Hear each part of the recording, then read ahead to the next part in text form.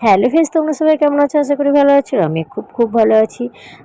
তো চলো, মেয়ের বাবা আর আমি বেরিয়ে এসেছি, দেখতে পাচ্ছ বাড়ি থেকে। তো কোথায় এসেছি সেটা তোমাদের পরিষ্কার করে বলি। তো মেয়ে ম্যাথ কম্পিটিশনে নাম দিয়েছিল। তো এদের 3টি ভাগে পরীক্ষাটা হয়। তো মেয়ে প্রথম ভাগে শহরের মানে সিটি লেভেলে যে পরীক্ষাটা ছিল সেটাই 60-এর উপরে নাম্বার পেতে হতো। তো সেখানে মেয়ে 84 পেয়েছে 100-তে। আধ ঘন্টার একটা পরীক্ষা হয়েছিল।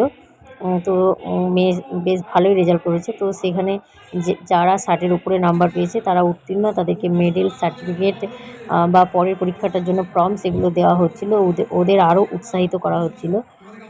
তো সেটা বহরমপুর ঋত্বিক সদনে রেখেছিল আমাদেরকে। তো এই যে মেয়ে এখানে মেডেল নিচ্ছে, দেখতেই পাচ্ছ। এরকম অনেকে প্রচুর স্টুডেন্ট মানে পরীক্ষা দিয়েছিল, কিন্তু এখানে মানে কিছুজন এখানে পাস করেছে।